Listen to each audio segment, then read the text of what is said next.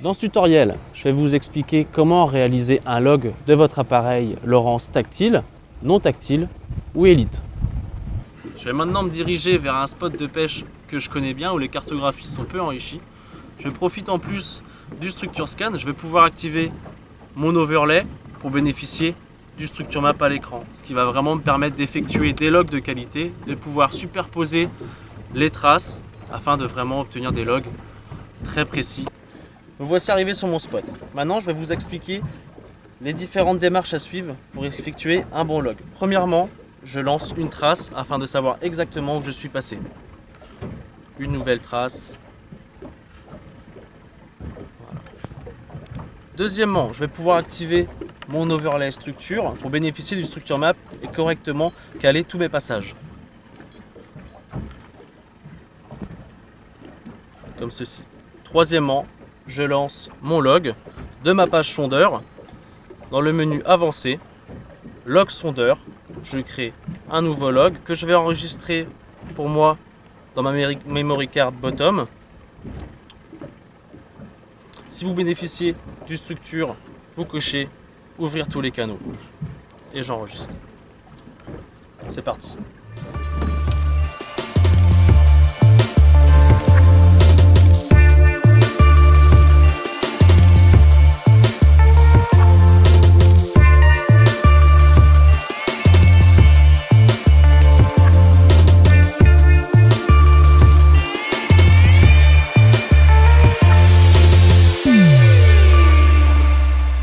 Je vais maintenant couper mon enregistrement sondeur en retournant sur ma page sondeur, avancer, log sondeur et je l'arrête.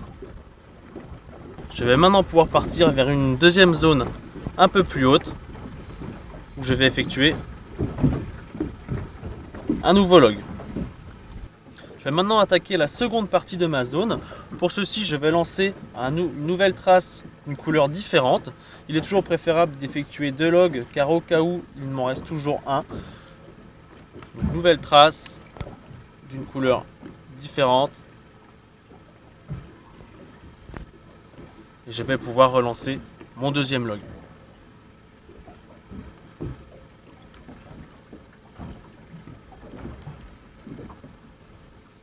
Avec l'overlay structure. Et c'est parti pour ma deuxième partie.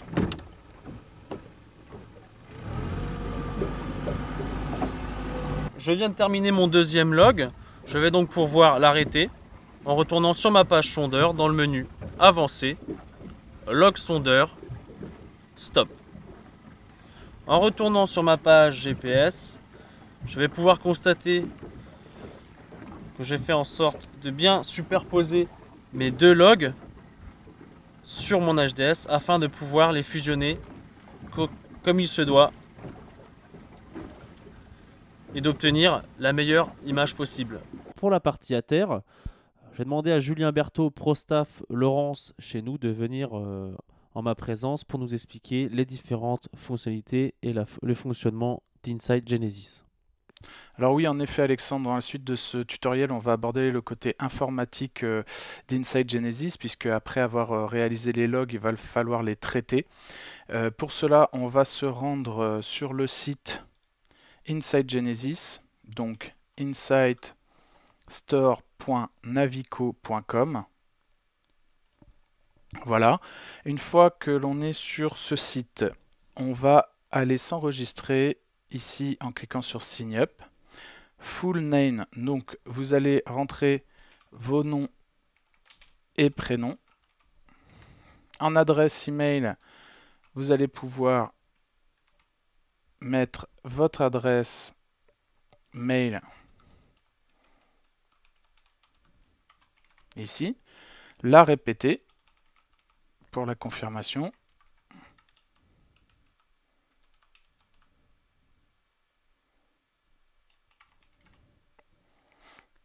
Ici, au niveau du pays, on va pouvoir mettre France.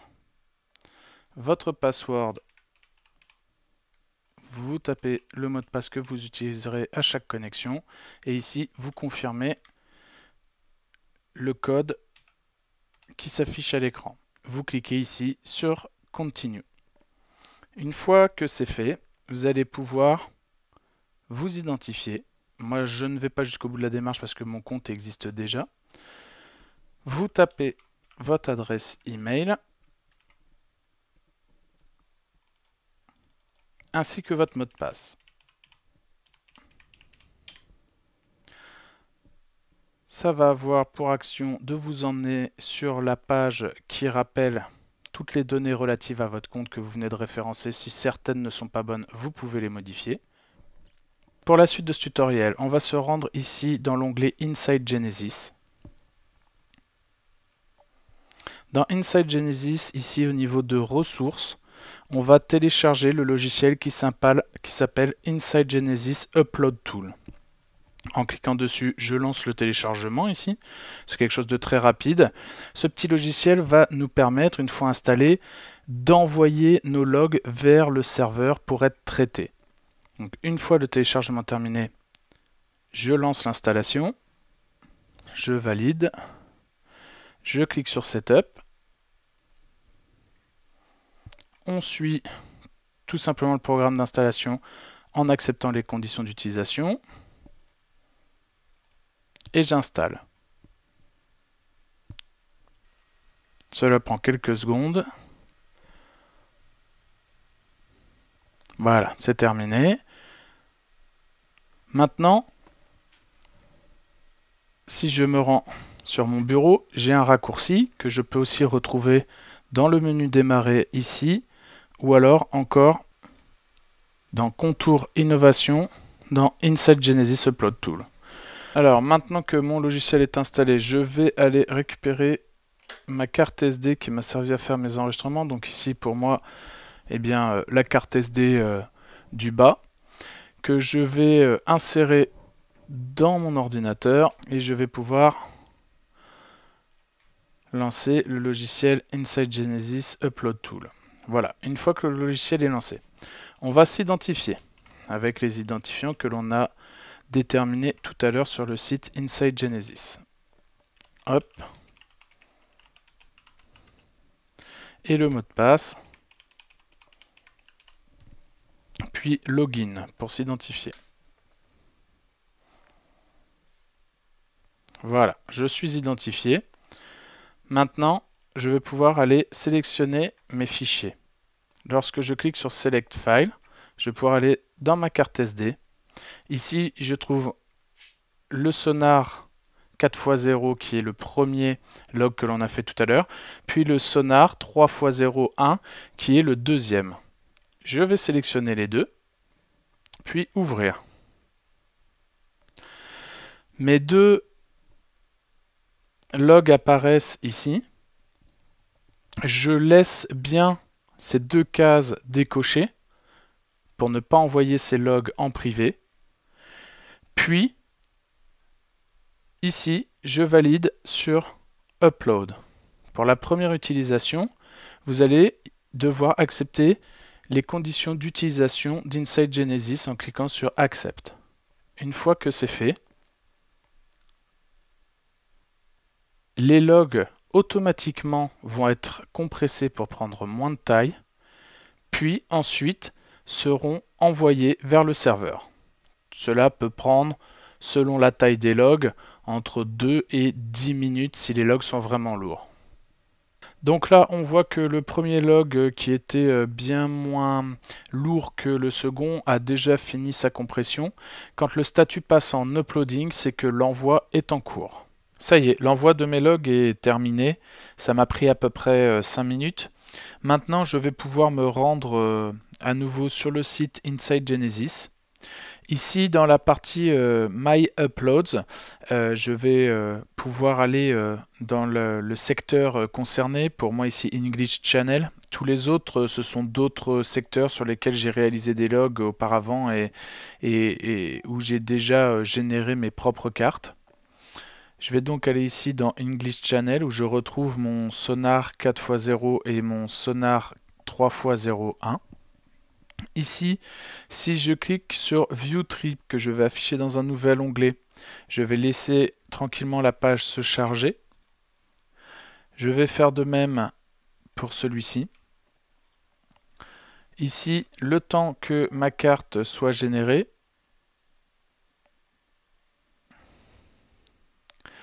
les lignes sont en train de se créer. Voilà. J'ai donc une carte interactive. Je vais pouvoir zoomer dedans. Et juste ici à la sortie du port, je vais pouvoir découvrir la zone que je viens de cartographier. Ici, je vais pouvoir, avec les menus tout en haut, modifier l'affichage de ces données. Par exemple, dans Contour, au lieu de mettre une ligne tous les 3 mètres, je vais mettre une ligne tous les mètres et cliquer sur Show Contour pour montrer les nouveaux contours. Je vais pouvoir laisser ou retirer ma trace. Ici, si je le souhaite, dans cette fenêtre, je peux rejouer mon log. Donc je vois ici mon bateau avancer et ici le fond avancer au fur et à mesure. Je peux soit l'afficher sur les fréquences standards, soit sur les hautes fréquences, c'est-à-dire les fréquences du scan. De la même façon, je vais pouvoir relire mon log. Je peux en faire de même pour mon second log, ma seconde partie de zone ici, que je vais mettre dans les mêmes réglages, mettre un contour, une ligne isobat tous les mètres. Voilà. Alors maintenant, quelles vont être les fonctionnalités proposées? Avant même de pouvoir exporter, je vais pouvoir, si je le souhaite, fusionner mes deux enregistrements avec, comme on l'a vu tout à l'heure dans la démonstration d'Alexandre, une partie commune.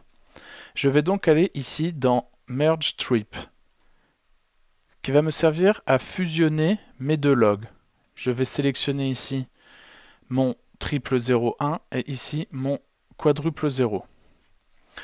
Et ici, je vais pouvoir définir la fusion.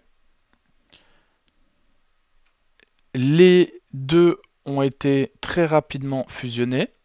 Je peux donc fermer et retourner ici dans mes Merge Upload, dans English Channel, retrouver la fusion que je vois ici du quadruple 0 et du triple 01. Je clique sur View Trip. Je vais pouvoir fermer mes deux autres onglets que j'avais ouverts précédemment. Le temps, toujours pareil, que les lignes isobat se créent pour la fusion de mes deux logs, pour ne générer qu'une seule carte pour la zone cartographiée en 2 temps. Voilà, donc c'est très rapide. Je zoome et je retrouve mes deux secteurs. Donc toujours pareil, je vais remettre une ligne isobat tous les mètres. Le temps que ça se génère, voilà. Et mes deux zones ont été parfaitement fusionnées. Je vais retirer ma trace. Voilà. Pour toutes les questions plus pointues, donc je vous laisse retourner sur le forum. De nombreux sujets sont ouverts. Maintenant, pour ce qui va être de l'exportation de la carte, il va falloir dans un premier temps enregistrer notre appareil. Ici, dans My Plotters.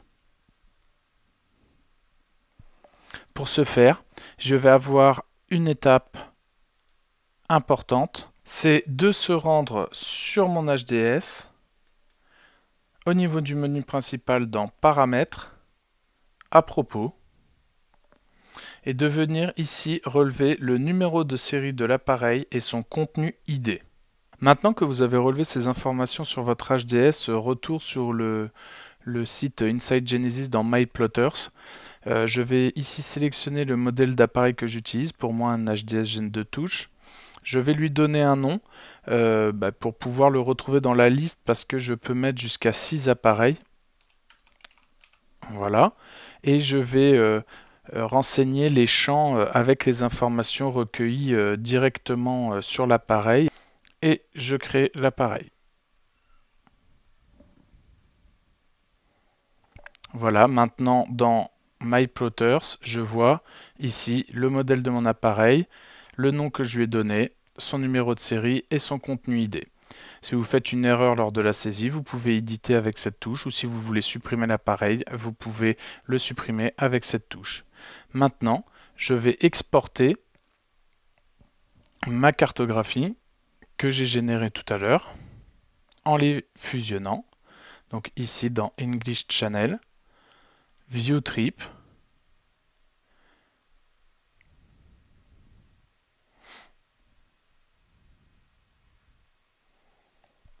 on laisse la carte se générer et je vais aller ici dans l'onglet Map Génération. Je vais remettre mon intervalle à 1. Ici, vous choisissez ce que vous voulez exporter, soit les contours, soit la végétation, soit la composition. Pour moi, ce sera les contours. Ici, je choisis l'appareil pour lequel j'exporte, le HDS12 de Julien, et je génère ma carte.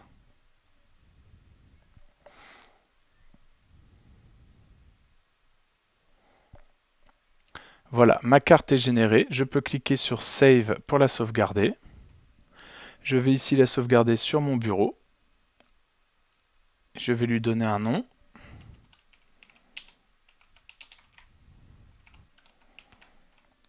Et je l'enregistre. J'ai maintenant sur le bureau mon icône pour générer ma carte. Je double-clique dessus, j'exécute. Je choisis où je veux mettre ma carte. En l'occurrence, moi je vais la mettre directement sur ma carte SD. Et j'extrais. Je vais maintenant récupérer ma carte SD sur laquelle j'ai généré ma nouvelle cartographie. Je vais l'insérer dans mon HDS. Dans les options cartes, je vais modifier la source de Navionics vers Lawrence. Et ma nouvelle carte est chargée et je peux maintenant l'exploiter directement sur mon HDS.